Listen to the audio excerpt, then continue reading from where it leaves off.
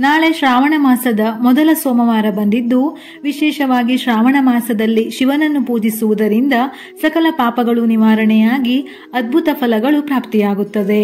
ಶ್ರಾವಣ ಮಾಸದ ಪ್ರತಿ ಸೋಮವಾರದಂದು ಶಿವ ಪೂಜೆಗೆ ವಿಶೇಷ ಪ್ರಾಮುಖ್ಯತೆಯನ್ನು ನೀಡಲಾಗಿದೆ. ಹಾಗಾಗಿ ಜ್ಯೋತಿಷ್ಯ ಶಾಸ್ತ್ರದ ಪ್ರಕಾರ ಈ ದಿನದಂದು ನಿಮ್ಮ ರಾಶಿಗೆ ಅನುಗುಣವಾಗಿ ಶಿವನನ್ನು ಪೂಜಿಸುವುದರಿಂದ ನಮ್ಮೆಲ್ಲ ಆಸೆಗಳು ಈಡೇರುತ್ತವೆ. ಇದರಿಂದ ಭಗವಂತನ ಸಂಪೂರ್ಣ ಅನುಗ್ರಹ ಪ್ರಾಪ್ತಿಯಾಗುತ್ತದೆ.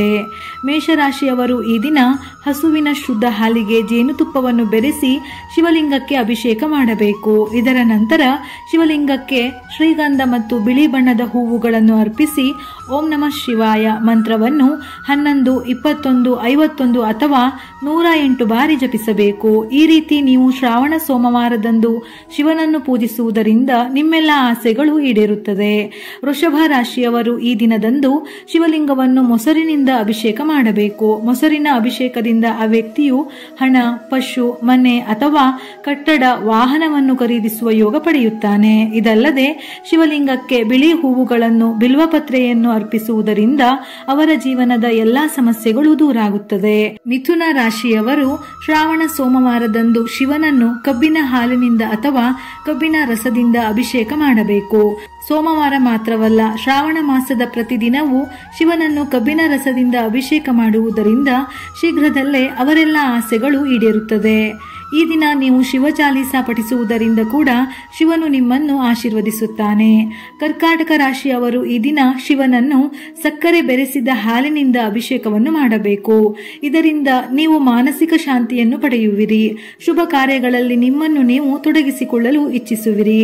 ಇದರೊಂದಿಗೆ ನೀವು ಶಿವಲಿಂಗಕ್ಕೆ ಬಿಳಿ ಬಣ್ಣದ ಹೂವು, ದಾತುರ ಅಥವಾ ಬಿಲ್ವಪತ್ರೆಗಳನ್ನು ಅರ್ಪಿಸುತ್ತಾ ರುದ್ರಾಷ್ಟಕವನ್ನು ಪಠಿಸಬೇಕು. ಸಿಂಹರಾಶಿಯವರು ಶಿವಲಿಂಗವನ್ನು ಜೇನುತುಪ್ಪ ಅಥವಾ ಬೆಲ್ಲದ ನೀರಿನಿಂದ ಅಭಿಷೇಕವನ್ನು ಮಾಡಬೇಕು. ಇದರೊಂದಿಗೆ ಇವರು ಘಂಟೆ, ಹೂವುಗಳನ್ನು, ಕೆಂಪು ಚಂದನವನ್ನು ಅರ್ಪಿಸಬೇಕು. ಇದರ ಜೊತೆಯಲ್ಲಿ ಬೆಲ್ಲ ಮತ್ತು ಅಕ್ಕಿಯಿಂದ ತಯಾರಿಸಿದ ಪಾಯಸವನ್ನು ಕೂಡ ಶಿವನಿಗೆ ಅರ್ಪಿಸಬಹುದು.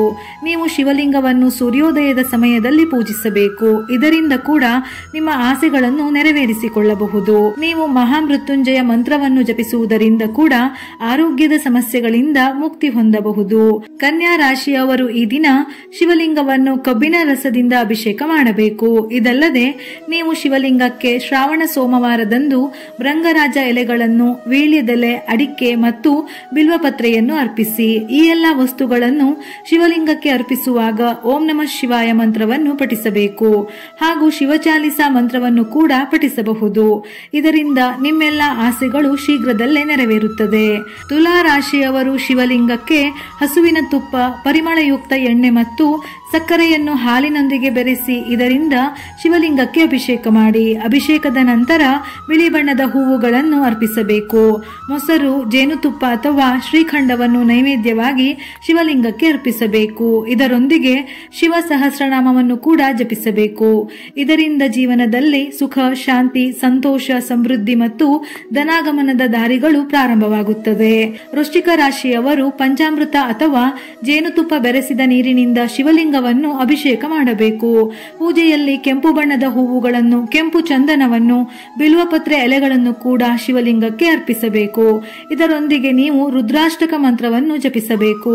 ಧನು ರಾಶಿಯವರು ಶಿವಲಿಂಗಕ್ಕೆ ಅರಿಶಿನ ಅಥವಾ ಹಳದಿಯ ಜೊತೆ ಶ್ರೀಗಂಧವನ್ನು ಹಾಲಿನಲ್ಲಿ ಬೆರೆಸಿ ಶಿವಲಿಂಗಕ್ಕೆ ಅರ್ಪಿಸಬೇಕು. ಇದರೊಂದಿಗೆ ಹಳದಿ ಬಣ್ಣದ ಹೂವುಗಳನ್ನು ಅರ್ಪಿಸಬೇಕು. ಶಿವಲಿಂಗಕ್ಕೆ ಪಾಯಸವನ್ನು ಅರ್ಪಿಸುವುದು ಮಂಗಳಕರ.